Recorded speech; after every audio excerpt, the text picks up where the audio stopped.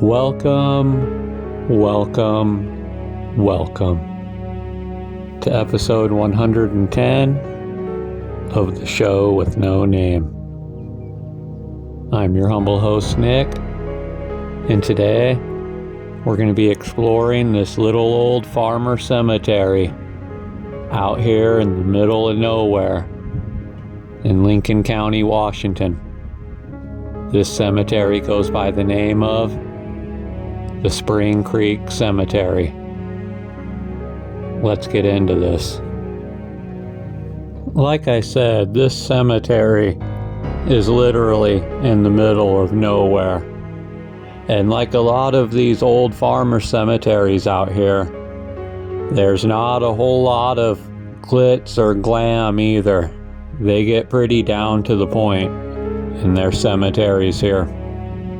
This cemetery isn't much different than many of the other farmer cemeteries out here, in the sense that they were marked with hardship and tragedies. It was very hard to live out here back in the late 1800s and early 1900s.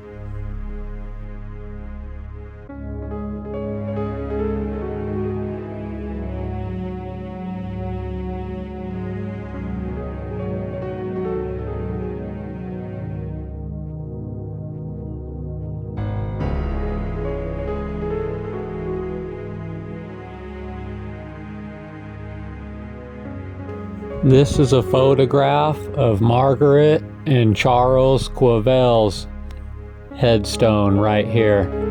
And they were an interesting family that caught my attention right away. They came from Pennsylvania, and Margaret's story was particularly tragic. She was the 8th of 9 children in her family, and her father and 3 of her siblings died of tuberculosis in Pennsylvania. And Margaret herself also died of tuberculosis at the farm she shared with her husband Charlie outside of Spokane, Washington. She gave birth to 9 children, and 8 of them lived to maturity. Her husband Charles was born on a 70-acre farm out in Pennsylvania in 1873. He would also serve in the Spanish-American War in Puerto Rico in 1898. He moved to Washington State in 1900, where he would work as a farmer until the end of his days.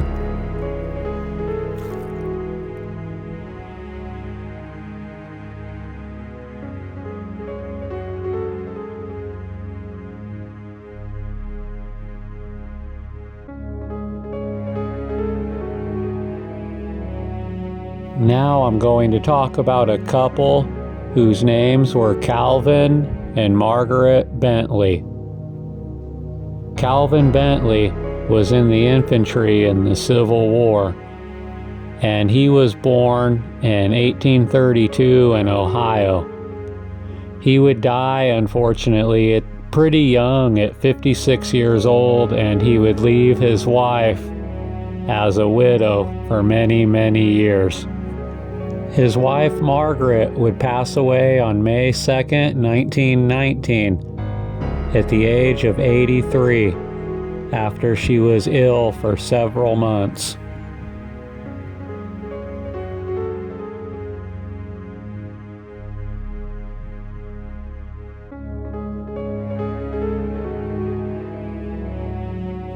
I'm now going to spend a few moments talking about one of Calvin and Margaret's sons, who went by the name of Sherman Bentley. The following paragraph I'm about to read is from a book that's titled The History of Big Bend, and it was written in 1904. Sherman S. Bentley resides about 7 miles north from Reardon, where he has rented a wheat farm. He owns property in the town of Reardon and also owns land on the Spokane River. His attention is devoted principally to stock, raising mostly hogs, and to general farming, and he is one of the prosperous men of the section. Sherman Bentley was born in Sullivan County, Missouri on April 10, 1865, being the son of C.W.H. and Margaret Bentley, who were natives of Ohio. The father would move from Ohio to Indiana when young and was there married. Then he went to Missouri, in which he turned his attention to farming. In 1862, he enlisted in Company E, 42nd Missouri Infantry, and served throughout the entire war, doing the duties of a soldier in a faithful and brave manner. His death would occur on Lincoln County on July 7, 1888. Our subject received his educations in the schools of Missouri, and when 16, being in 1882, he came with his parents across the plains in a prairie wagon. After landing in Walla Walla in the fall, they journeyed to Lincoln County and settled on a homestead. He would labor at home until 22 and was then married. Mary E. Warren becoming his wife. Mrs. Bentley's father was James Warren, one of the earliest pioneers in the Reardon country. This man lived a very long life, passing away on June 9, 1964. He was 99 years old, very close to 100. He had 3 wives, Mary Warren, Mary Benton, and Alma Jones. One of them is buried in Spokane, but 2 of them are buried here with him.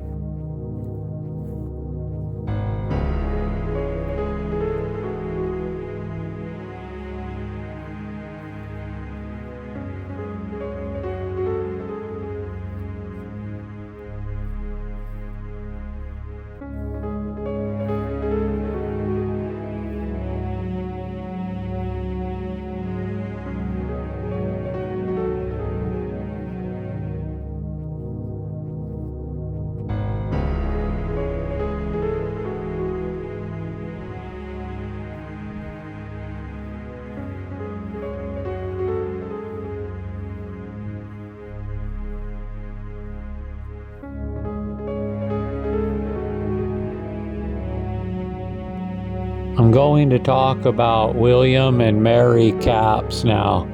The following paragraph I'm going to be reading is from the book The History of Big Bend, written in 1904. William Henry Capps is a native of Yolo County, California. He now resides 1 mile north from Reardon on a farm of 185 acres, which has been his home place for nearly 20 years. The farm is devoted to grain raising and pasture, and he handles considerable stock together with his other work. He has come to be one of the influential and respected citizens of this county, and with the distinction of having assisted with the worthy band of pioneers to open up this fertile region. William Henry Capps was born on May 6, 1858. His parents, J.S. and Elizabeth Capps, were pioneers to Lincoln County and are mentioned elsewhere in this volume. The earlier days of Mr. Capps' life were spent in California, and he remained with his father until 21, then worked out at various occupations in the northern part of his native state until 1882, when he went to Nevada, taking up the stock business. From there, he came to Lincoln County, Washington, taking a homestead where he now resides. He has added more by purchase since and has improved the farm until it is one of the most valuable and desirable ones in the county. In the year 1890, in Reardon, Mr. Capps married Miss Mary, daughter of J.Q. and Nancy Reynolds, natives of North Carolina. The father came to Missouri in early day, and from there in 1888 journeyed with his family to Lincoln County. He was a veteran of the Civil War. Mrs. Reynolds died several years since. Mrs. Capps was born in Missouri. Mr. Capps came to this county with very little means and has gained his present holding by his industry since. With excellent practical judgment, he has decided that the Big Bend country is one of the best sections to be found in the West, and has become one of the substantial and respected men in his precinct.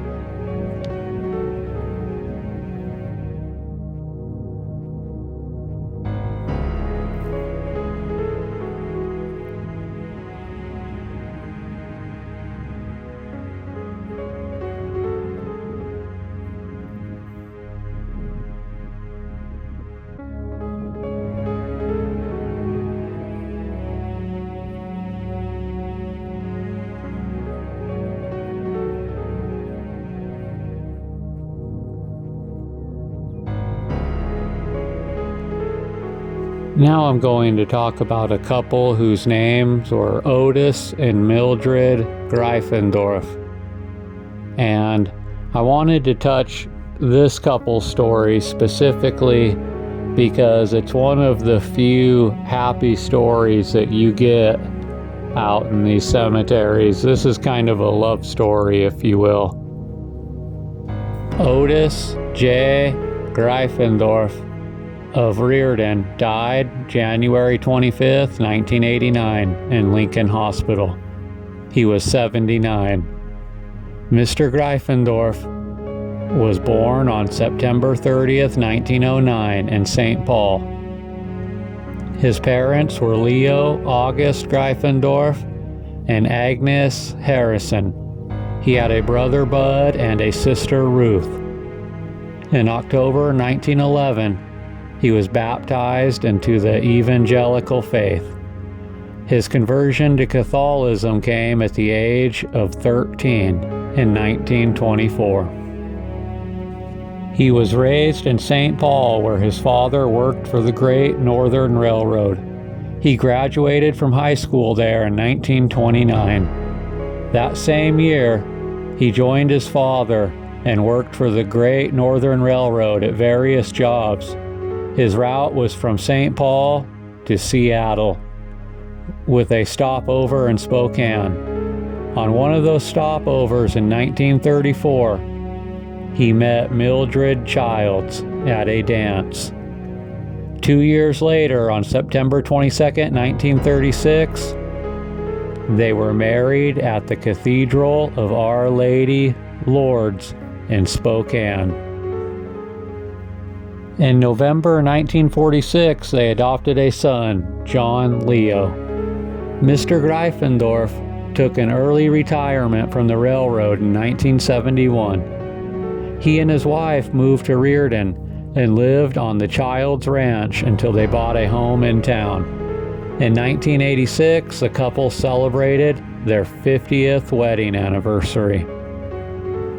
His wife, Mildred, would pass away on February 21st, 1993. She was 80 years old.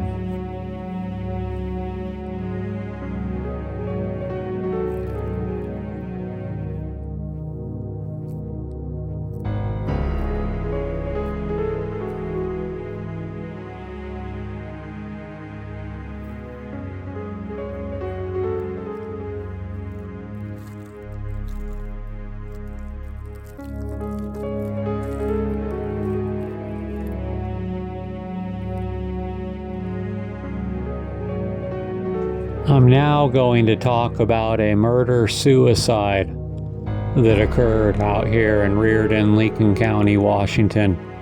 The headstone you're looking at now is the headstone of a man whose name was James Ray Sperry.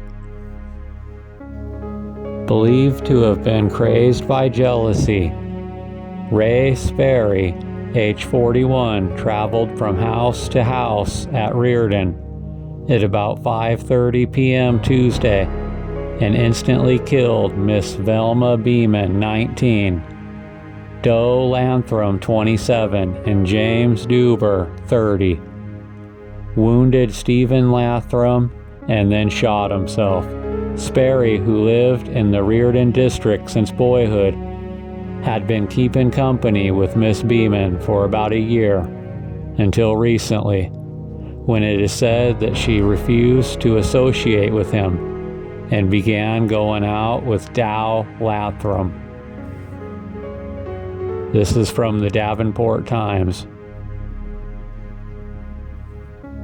Jilted suitor murders 3, then suicides.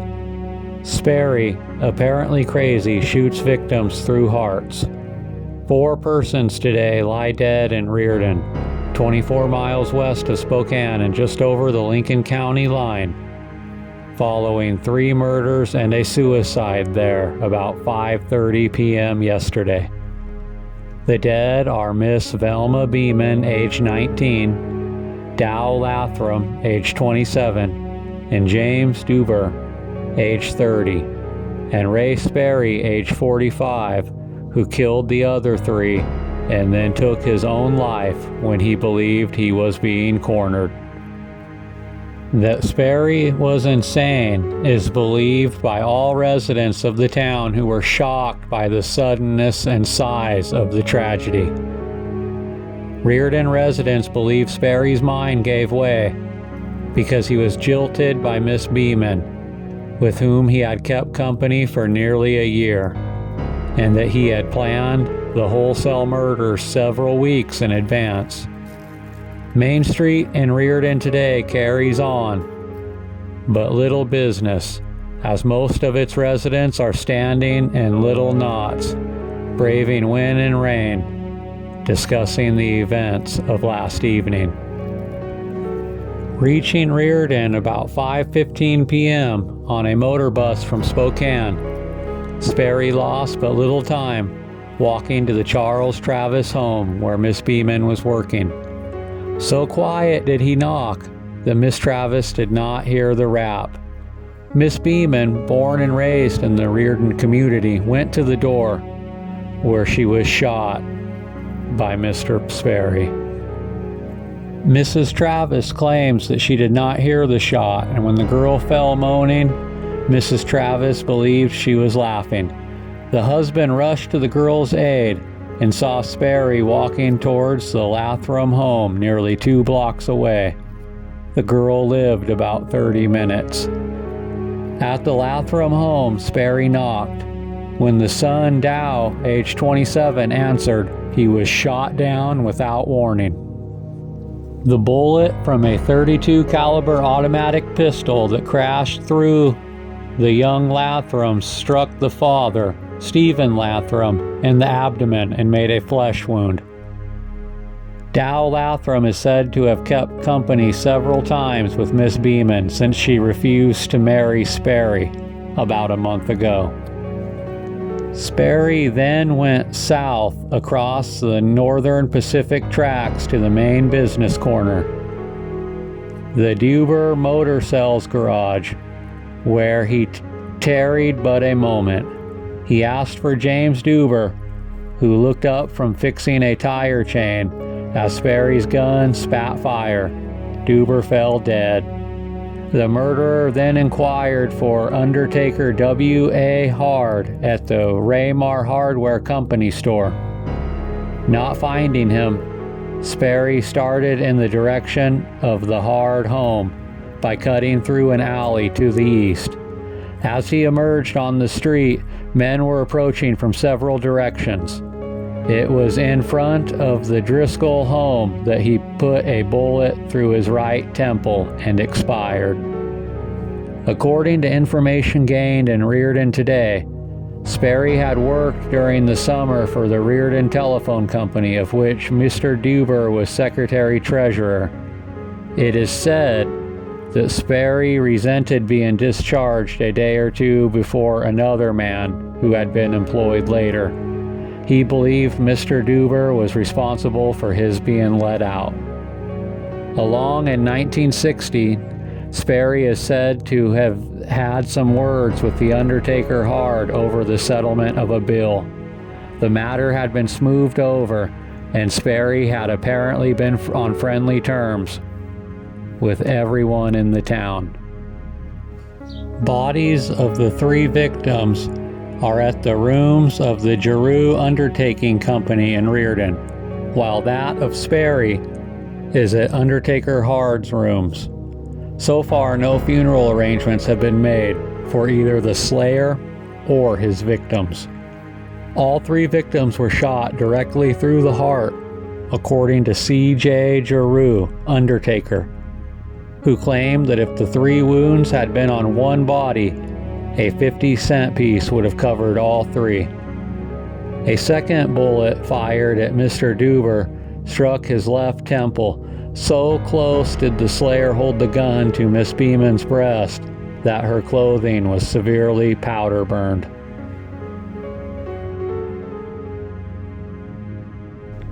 I'm going to spend a few moments now talking about a tragedy that happened in Creston, Washington, to a man whose name was John Washington Jarvis. Reardon, July 30th. The funeral of John Jarvis was held Sunday at Spring Creek Cemetery. Mr. Jarvis had been the employee of a rancher north of here as a teamster and was going to the mill with empty trucks for a load of lumber. While on one of the grades, a tug broke, letting the wagon tongue fall, and the horses became frightened. After running 80 feet, the tongue caught in the ground, breaking the wagon reach, part of which struck Mr. Jarvis. He was injured internally and died a few days later.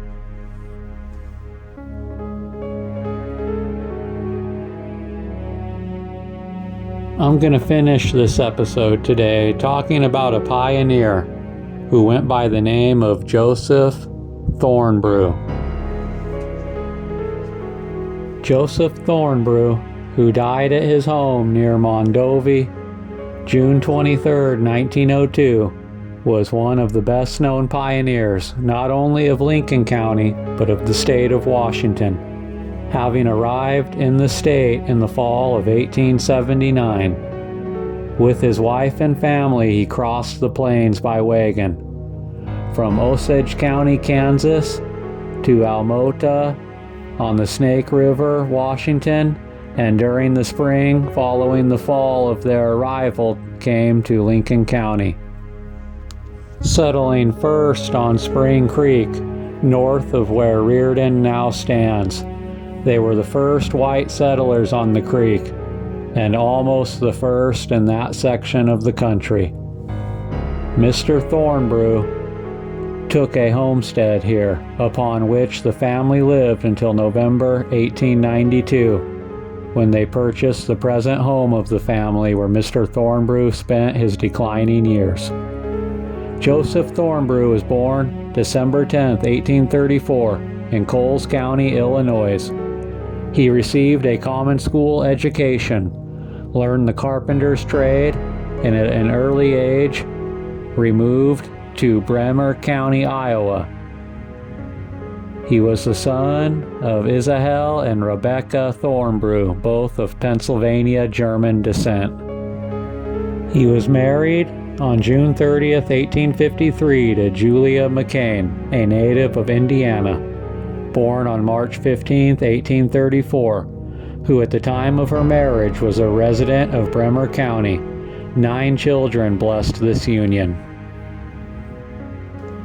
In 1864, on October 16th, he enlisted in the 15th Iowa Regular Infantry, and throughout his service was in the Army under the command of General W.T. Sherman. and with that great soldier participated in the Battle of Savannah, the famous March to the Sea, and the Grand Review at Washington, D.C. Immediately after the war, he was mustered out at Davenport, Iowa. Mr. Thornbrew was a thorough pioneer, having been born and reared, and having lived his whole life upon the frontier. He was well used to the trials and hardships as well as the joys of the Pathfinder and the Plainsman. He was a member of W.H. Bentley Post, G.A.R. of Reardon, and a lifelong and faithful member of the Methodist Church. Mrs. Thornbrew also has been a member of this church since girlhood. The home of the family comprises 160 acres of good agricultural land, well improved, well watered, and furnished with neat modern buildings, choice orchard, etc. It is one of the most desirable farms in the Big Bend country.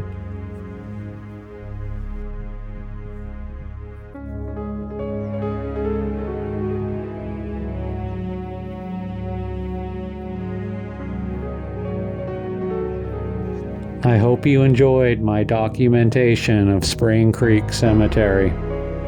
Thank you.